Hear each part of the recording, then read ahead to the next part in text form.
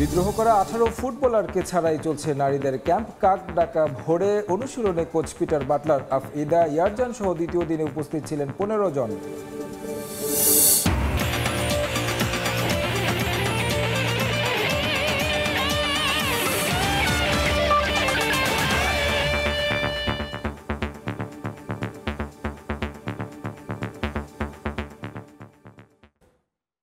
বিশ্বের নানা প্রান্তের খেলাধুলার খবর নিয়ে আমাদের নিয়মিত আয়োজন খেলার সময়। আর এই আয়োজনে আপনাদের সঙ্গে আছি আমি তারেক হাসান শিমুল। ফিক্সিং ইস্যুতে কঠোর অবস্থানের কথা জানিয়েছেন যুব ও ক্রীড়া উপদেষ্টা আসিফ মাহমুদ সজীব ভুইয়া। গঠন করা হয়েছে আলাদা তদন্ত কমিটি। এছাড়া সমাধান না হওয়া ক্রিকেটারদের পারিশ্রমিক ইস্যুতে আইনি পদক্ষেপ নেওয়ার হুঁশিয়ারি দিয়েছেন ক্রীড়া উপদেষ্টা। ক্রিকেটারের পারিশ্রমিক বিষয়ে অপেশাদার মন্তব্যের জন্য সতর্ক করার পর ক্ষমা চেয়েছেন চিটাগং কিংস মালিক। এনামুল হক বিজয়ের দেশ থেকে নিষেধাজ্ঞা, যদিও এ বিষয়ে বিসিবি কিছুই জানে না বলে সংবাদ বিজ্ঞপ্তি প্রকাশ করে। চলমান এসব ঘটনা পর্যবেক্ষণ করছে যুব ও ক্রীড়া মন্ত্রণালয়। বিপিএল এর ম্যাচ দেখতে এসে জানিয়ে গেলেন হুঁশিয়ারির কথা। গঠন করা হয়েছে আলাদা তদন্ত কমিটি। ফিক্সিং এর যেই অভিযোগটা এসেছে সেটার বিষয়েও বিসিবি একটা স্বাধীন স্বতন্ত্র কমিটি গঠন করবে সেটার ইনকোয়ারি করার জন্য, এবং সরকারের পক্ষ থেকে আপনারা জানেন আমাদের ইন্টেলিজেন্সের পক্ষ থেকে আমরা যতটা সহযোগিতা করা যায় বিসিবির ওই কমিটিকে আমরা করব, এবং দ্রুত এই অনাকাঙ্ক্ষিত যে ঘটনাগুলো ঘটেছে সেগুলোকে আমরা অ্যাড্রেস করছি। এর মধ্যে কিছু ভুল ত্রুটি হয়েছে আমাদের অনভিজ্ঞতার জন্য, কিন্তু সেটাকে আমরা এবারের বিপিএলে ফিক্সিং সন্দেহের মতো আরেক বিস্ফোরা ক্রিকেটারদের পারিশ্রমিক নিয়ে রাজশাহী কিংসের 9-6 এমন বিতর্কিত কাণ্ডে বোর্ডের পাশাপাশি ক্ষুব্ধ মন্ত্রণালয়। ক্রীড়া উপদেষ্টা জানালেন, সমাধান না হলে আইনি পদক্ষেপ নেওয়া হবে মালিকদের বিরুদ্ধে।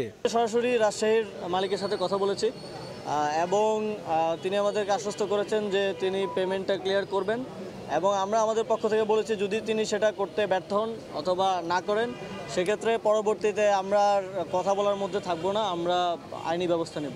ক্রিকেটারদের পারিশ্রমিক পরিশোধ না করে তাকে নিয়ে উল্টো বেফাঁস মন্তব্য করেছিলেন চিটাগং কিংসের মালিক। বিষয়টি নিয়ে সতর্ক করার পর ক্ষমা চেয়েছেন ফ্র্যাঞ্চাইজি কর্তা। এবার ভুল থেকে শিক্ষা নিয়ে সামনে আরো ভালো বিপিএল আয়োজনের আশ্বাস বোর্ড সভাপতির। খুবই ডিসঅ্যাপয়েন্টিং। আমরা আজকে সম্ভবত কথাটা চট্টগ্রাম টিমের মালিক বলেছেন, আমি তার সাথে আজকে কথা বলেছি এবং তাকে সতর্ক করেছি যে কোনো প্লেয়ারের ব্যাপারে এই ধরনের মন্তব্য করার কোনো রাইটস তার নেই। ম্যানেজমেন্ট কোম্পানিকে দিয়ে দেওয়া হবে বিপিএল এর মতো বড় একটা, এখনো যদি দাঁড়াতে পারেনি অ্যাজ এ টুর্নামেন্ট, যেটা 11 বছরের মাথায়ও এটা হওয়া উচিত। এতদিন একটা ফ্র্যাঞ্চাইজির দাম হওয়া উচিত 30 থেকে 40 কোটি টাকা, এটা এখনো কিছু হয়নি। পরিকল্পনা করতে সময় দিতে হবে, সব কাজে সময় দিতে হবে। এছাড়াও আসন্ন বোর্ড নির্বাচন নির্ধারিত সময়ে হবে বলেও জানান তারা। আমরা এটাও চিন্তা করেছি। তারেক হাসান শিমুল, সময় সংবাদ, ঢাকা। চূড়ান্ত হলো বিপিএল এর প্লে অফের লাইন আপ। নাটকীয়ভাবে প্রথম কোয়ালিফায়ারে জায়গা করে নিয়েছে চিটাগং কিংস। তাদের প্রতিপক্ষ টেবিল টপার ফরচুন বরিশাল। এদিকে দীর্ঘ সময় শীর্ষে থাকলেও এলিমিনেটরে খেলতে হবে রংপুর রাইডার্সকে। গ্লোবাল সুপার লিগ চ্যাম্পিয়নরা লড়বে খুলনা টাইগার্সের বিপক্ষে। খেলায় রান হচ্ছে, 4 ছক্কা সেঞ্চুরিতে মেতে উঠছে গ্যালারি। লিগ পর্ব শেষে এবার প্লে অফের লড়াই দেখার অপেক্ষায় ক্রিকেট প্রেমীরা। আসর মাঠে গড়ানোর কদিনের মধ্যেই ধারণা করা গিয়েছিল কোন কোন দল উঠতে পারে শীর্ষ 4-এ। হারের বৃত্তে ঘুরপাক খাওয়া সিলেট স্ট্রাইকার্স আর ঢাকা ক্যাপিটালস ছিটকে গেছে আগেই। সুতোয় ঝুলছিল দুর্বার রাজশাহীর ভাগ্য। তবে শেষ পর্যন্ত সমান পয়েন্ট নিয়েও তাসকিনের দলকে টপকে গেছে খুলনা টাইগার্স। নেট রান রেটে এগিয়ে থাকায় শেষ দল হিসেবে প্লে অফের টিকিট কেটেছে মিরাজরা। লিগ পর্বে নিজেদের শেষ ম্যাচে হারের বৃত্তে ঘুরপাক খেতে থাকা ঢাকার বিপক্ষে সহজ জয়ই পেয়েছে খুলনা। তবে এলিমিনেটরে তাদের প্রতিপক্ষ শক্তিশালী রংপুর রাইডার্স। শুরুতে টানা 8 ম্যাচ জিতে সবার আগে প্লে অফ নিশ্চিত করেছিল সোহানরা। তবে এরপর টানা 4 হারে প্রথম কোয়ালিফায়ারের রেস থেকেও ছিটকে গেছে তারা। গ্লোবাল সুপার লিগ চ্যাম্পিয়নদের বিপিএল এর ফাইনালে উঠতে এলিমিনেটরের পাশাপাশি জিততে হবে দ্বিতীয় কোয়ালিফায়ারেও। লিগ পর্বে যে 3 ম্যাচ হেরেছে ফরচুন বরিশাল, তার 2টি এই রংপুরের বিপক্ষে। শীর্ষস্থানের রেসে বেশ পিছিয়েই ছিল তামিম মুশফিক মাহমুদুল্লাহরা। তবে সোহানদের টানা হারের সুযোগে ঠিকই টপে থেকে প্রথম কোয়ালিফায়ারের টিকিট কেটেছে ডিফেন্ডিং চ্যাম্পিয়নরা। অন্যদিকে নানা ইস্যুতে মাঠের বাইরে অস্থির সময় কাটালেও মাঠের খেলায় চমক দিয়েছে চিটাগং কিংস। শক্তিশালী বরিশালকে হারিয়ে রংপুরকে টপকে শীর্ষ 2-এ জায়গা করে নিয়েছে মিঠুনের দল। লিগ পর্বের মতো প্লে অফেও হাই স্কোরিং ম্যাচের অপেক্ষায় দর্শকরা। সোমবার দুপুরে এলিমিনেটরে মুখোমুখি হবে রংপুর খুলনা। সন্ধ্যায় ফাইনালে উঠতে লড়বে বরিশাল চিটাগং।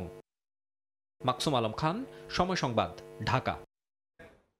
এবারে দেশের ফুটবল প্রসঙ্গ। বিদ্রোহ করা ফুটবলারদের ছাড়াই কোচ পিটার বাটলারের অধীনে ফিফা ফ্রেন্ডলি ম্যাচের প্রস্তুতি সারছে বাংলাদেশ নারী দল। আজ ভোরে বঙ্গবন্ধু জাতীয় স্টেডিয়ামে 15 ফুটবলার নিয়ে অনুশীলন সেশন করেন পিটার বাটলার।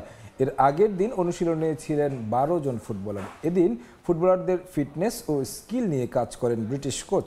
সাবিনা মাসুরা সহ বিদ্রোহ করা 18 জন না থাকলেও দ্বিতীয় দিনের অনুশীলনে উপস্থিত ছিলেন আফইদা ইয়ারজান স্বপ্নারা। প্র্যাকটিস শেষে দীর্ঘ সময় ফুটবলারদের সঙ্গে কথা বলেন হেড কোচ। আগামী 23 ফেব্রুয়ারি আরব আমিরাতের উদ্দেশ্যে দেশ ছাড়বে বাংলাদেশ নারী ফুটবল দল।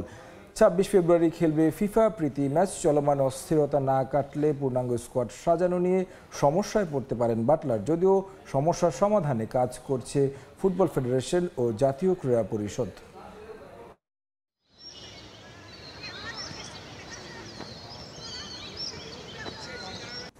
আগামী মৌসুমে ব্যস্ততম সময় পার করবে দেশের ঘরোয়া ফুটবল।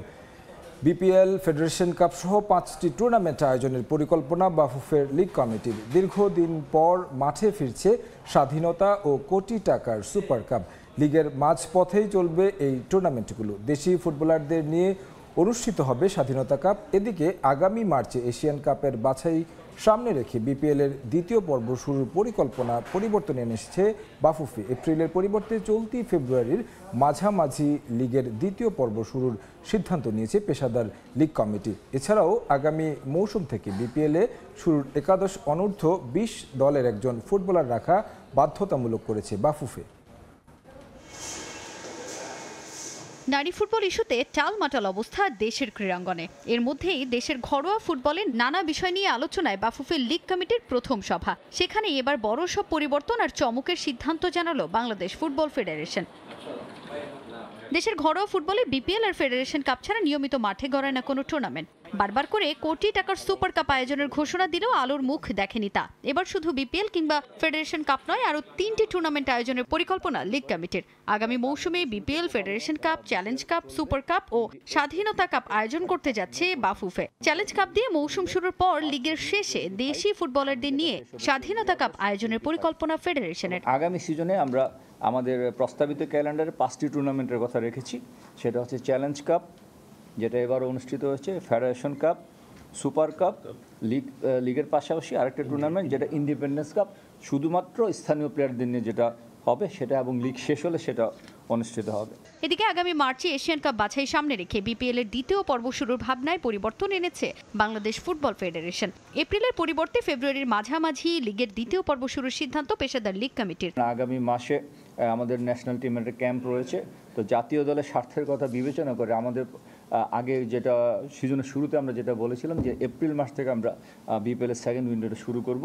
জাতীয় দলের থেকে একটা অনুরোধ এসেছে যেন খেলোয়াড়রা খেলার মধ্যে থাকে, তো সেই জন্য আমরা বিপিএল এর সেকেন্ড লিগটা শুরু করতে যাচ্ছি 21 ফেব্রুয়ারি থেকে। চলতি ফেডারেশন কাপের ফাইনালে ওঠার কোয়ালিফায়ারের 3 ম্যাচ ভিন্ন ভিন্ন সপ্তাহে আয়োজনের পরিকল্পনা ছিল লিগ কমিটির। পরিবর্তন আনা হয়েছে সেখানেও। এছাড়াও আগামী মৌসুম থেকে বিপিএল এর একাদশে একজন করে অনূর্ধ্ব 20 ফুটবলার খেলানোর বিষয়টিও বাধ্যতামূলক করেছে লিগ কমিটি। ফেডারেশন কাপের ফাইনালে ভেন্যু নির্ধারিত হচ্ছে ময়মনসিংহে ফেডারেশন কাপের ফাইনাল ম্যাচ অনুষ্ঠিত হবে। এবং ফেডারেশন কাপের সূচিতে কিছুটা পরিবর্তন আমরা এনেছি। সেটা হচ্ছে কোয়ালিফায়ার 1 এবং কোয়ালিফায়ার 2, সেটা 2 সপ্তাহে অনুষ্ঠিত হওয়ার কথা ছিল, সেটা আমরা একই দিন অনুষ্ঠান করব 8 এপ্রিল।